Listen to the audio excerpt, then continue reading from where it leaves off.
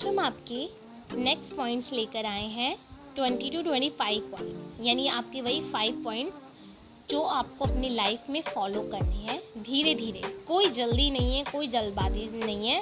आप आराम से उन स्टेप्स को फॉलो करेंगे, अप्लाई करेंगे अपनी लाइफ में और धीरे धीरे ही आपकी लाइफ में, आपके अंदर, आपके व्यक्तित्व में चेंज आएगा। अपने आप को आप एक साथ चेंज नहीं कर पाएंगे, ये बात मैं आपको बार बार बताती हूँ। इसलिए आपको ज़रूरी है कि अगर आप अपने आप को चेंज करना चाहते हैं तो आप इन स्टेप्स को फॉलो कीजिए। स्टेप नंबर 21, आप जितना ज़्यादा पढ़ते हैं उतने ज़्यादा आप रोचक बनते जाते हैं। जितनी ज़्यादा किताब, इंटरनेट पर आर्टिकल्स, मैगजीन्स, ऑटोबायोग्राफीज़ आदि पढ़ोगे, आपका ज्ञान और रुचि उतनी ज़्यादा बढ़ेगी। और यकीन मानिए, ये फैक्ट है। अगर आप किसी चीज़ के बारे में जानते हैं तो आप बहुत रोचक बन जाएंगे, यानी आप उसे अपनी भाषा में दूसरे लोगों को भी बताएंगे। और जब आपके पास ज्ञान होगा ना, तो क्या मान लीजिए आपके पास अगर ज्ञान है ना, तो दुनिया आपके पास बैठना पसंद करेगी, अगर आपके पास वाकई ही कोई काम की बात का ज्ञान है। इसलिए कहते हैं आप बायोग्राफीज़ पढ़िए, आप आर्टिकल्स पढ़िए, मैगजीन्स पढ़िए, लोगों के बारे में जानने की रुचि बढ़ाइए। फिर किसी भी इंसान से आप मिलोगे तो उसके साथ में काफ़ी बेहतर तरीके से बात कर सकते हो, जबकि बिना पढ़ने वाले को आपके जितना ज्ञान और बात करने के विषय नहीं होगा अगर आप रोज़ाना कुछ ना कुछ पढ़ते हैं। मान लीजिए आप अपनी लाइफ में डेली एक बायोग्राफी पढ़ते हैं या एक इंसान के बारे में पढ़ते हैं, और अगर आप डेली भी नहीं तो वीक में 2 टाइम्स पढ़ लीजिए। आप अगर किसी बायोग्राफी या किसी के बारे में जानते हैं तो आप उस इंसान को बेहतर तरीके से बता पाएंगे जो उस बारे में नहीं जानता, और आप एक रोचक इंसान बन पाएंगे दूसरे के लिए। तो बस बेहतर तरीका आपका होना चाहिए। तो इसलिए जितना ज़्यादा आप पढ़ेंगे उतने ज़्यादा आप इंटरेस्टिंग पर्सन बनते जाएंगे। सपोर्ट करें, हमेशा अपने से जूनियर का सपोर्ट करें, चाहे कॉलेज, स्कूल या ऑफिस या कहीं पर भी हो। दूसरों को सपोर्ट करना एक बहुत ही अच्छी क्वालिटी अपनी पर्सनैलिटी में आप जोड़ सकते हैं। और केवल पर्सनैलिटी को अच्छी करने के मकसद से ही नहीं, बल्कि अपनी मन की इच्छा भी अच्छी होनी चाहिए कि आप उस आगे वाले की मदद करो। इसलिए आप सपोर्ट कीजिए उस इंसान को जो आपसे छोटा है या बड़ा, आपके हिसाब से। अगर वो इंसान सही है और आपको लगता है कि आपको सपोर्ट करना चाहिए, पर आप किसी डर की वजह से रुक रहे हैं या किसी चीज़ की वजह से आप रुक रहे हैं, तो प्लीज़ ऐसा मत कीजिए। अगर आपको लगता है कि आपको सपोर्ट करना चाहिए तो आप प्लीज़ सपोर्ट कीजिए, बिना कुछ सोचे समझे। आगे की सोचिए मत ज़्यादा, प्लीज़। अगर आपकी सपोर्ट की किसी को ज़रूरत है तो आप सपोर्ट कीजिए। लाइफ में ऐसे बहुत चांसेस आते हैं जहाँ पर आपको किसी दूसरे पर्सन को सपोर्ट करना होता है। इसके बाद आपका 23rd पॉइंट आता है, गलती को माफ़ करना सीखिए। आप खुद भी यही चाहते हो कि अगर आपसे कोई गलती हो जाए तो सामने वाला कोई भी व्यक्ति हो वो आपको माफ़ कर सके, क्योंकि गलती इंसानों से ही होती है। तो जो आप दूसरों से उम्मीद करते हैं कि सामने वाले आपको माफ़ कर दे, या पहले वो आदत आप अपने आप में डालना सीखिए। आपको भी दूसरों को उन गलतियों के लिए माफ़ करना आना चाहिए। ये आपकी पर्सनैलिटी को पॉजिटिव बनाता है और ऐसे हर इंसान आपसे आकर्षित होता है। अगर आप सामने किसी पर्सन से गलती हो भी जाती है तो उस गलती को माफ़ करना सीखिए। अगर आप ये उम्मीद करते हैं कि आपको भी लाइफ में आगे कभी कोई गलती हो तो उसकी माफ़ी मिले, तो पहले ज़रूरी है कि आप माफ़ करना सीखें। जब आप किसी को माफ़ करते हैं तो, और सामने जब वो इंसान खुश होता है, हैप्पी होता है, या जो भी होता है उसके मन में फील, वो सिर्फ वही जानता है। लेकिन आप इस चीज़ को अप्लाई कीजिए अपनी लाइफ में। आई बेट कि आप अपनी लाइफ में बहुत अच्छे चेंजेस इन पॉइंट्स को अप्लाई करके पा रहे होंगे, अगर आप रियली में आप इन पॉइंट्स को अप्लाई कर रहे हैं।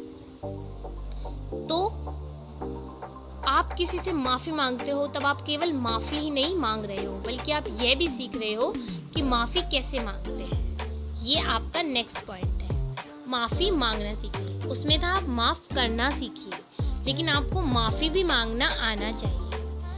जैसे कि मेरा मतलब है, आप अंदर से और भी ज़्यादा विनम्र बनते जा रहे हैं।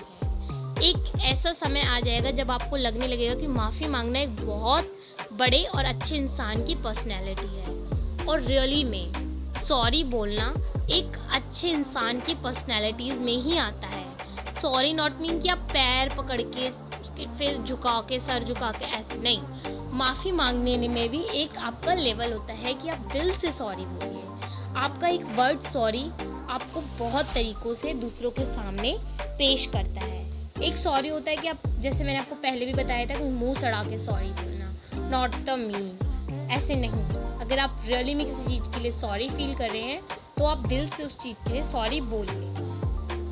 इंसान का दिल टू दिल कनेक्शन होता है, वो समझता है कि ये दिल से सॉरी है।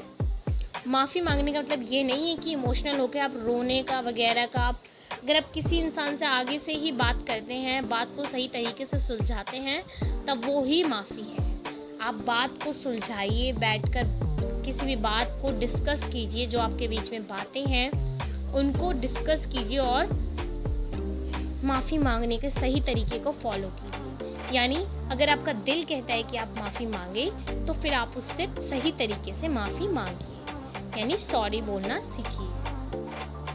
लास्ट पॉइंट इज़ दैट कि फ़ोन पर बात करते वक्त पास वाले लोगों को परेशानी नहीं होनी चाहिए।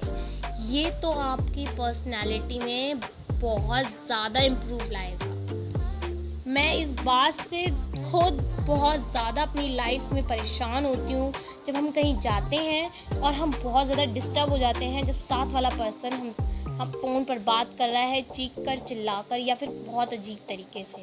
I hope you will understand that. Office में होते हुए अगर आपके फ़ोन आता है, तब बेहतर होता है कि आप बाहर जाकर सही तरीके से बात करें, बजाय पास वालों को डिस्टर्ब करें।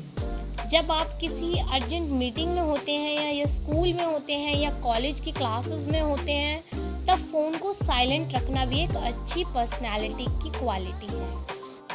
रियली ये क्वालिटी आपको सब लोगों से अलग बना देगी, और आप इस प्रोफेशनल तरीके को ज़रूर फॉलो कीजिए। आप किसी भी स्कूल, कॉलेज या कहीं पर भी है, तो ज़रूरी है कि आप अपने फ़ोन को साइलेंट मोड पर रखिए, क्योंकि और आपको बहुत ज़्यादा ज़रूरी है तभी आप बात कीजिए। लेकिन अगर आपको ज़रूरी नहीं है तो आप मैसेज से भी उस इंसान को समझा सकते हैं कि आप बाद में कॉल करेंगे, या जो भी आपका डिसीज़न होगा उस वक्त। लेकिन आपके ये तरीके बहुत ज़्यादा गलत होते हैं। इससे सामने वाले पर्सन्स और लोग भी डिस्टर्ब होते हैं कि आप जहाँ बैठे हैं वहीं बैठकर बात करना स्टार्ट कर दें। ये बहुत ही ज़्यादा गलत तरीके हैं। इन्हें जो आपका सही तरीका है वो यही तरीका है कि आप सही तरह से फ़ोन को अटेंड करें। जब आप किसी अर्जेंट मीटिंग में हैं तो आप फ़ोन को साइलेंट रखिए। कॉलेज या स्कूल के क्लासेस में हैं तब तक तो साइलेंट रख लीजिए, उसके बाद में आपकी मर्ज़ी है। आप फ़ोन को साइलेंट रखना सीखिए, जिससे कि और लोगों को डिस्टर्बेंस ना हो, और ये सच में आपकी पर्सनैलिटी को बहुत ज़्यादा इम्प्रूव करेगा। ये दिखाता है कि आप रियली में एक मैच्योर इंसान है, एक मैच्योर इंसान है, और मैच्योर इंसानों की ये निशानी है कि वो इस तरह से बिहेव करते हैं, और सच में आपको ऐसा करना चाहिए। आप ज़्यादा से ज़्यादा ध्यान रखिए कि लोग आपके फ़ोन से आपके बात करने के तरीके से डिस्टर्ब ना हो। अगर आप कहीं बैठकर बात भी कर रहे हैं तो इतना स्लो बोलिए कि सामने वाले पर्सन को या आपके साथ वाले लोगों को प्रॉब्लम ना हो। तो ज़रूरी है कि हम अपनी लाइफ में इन कुछ स्टेप्स को फॉलो करके खुद को बेहतर इंसान बनाएं।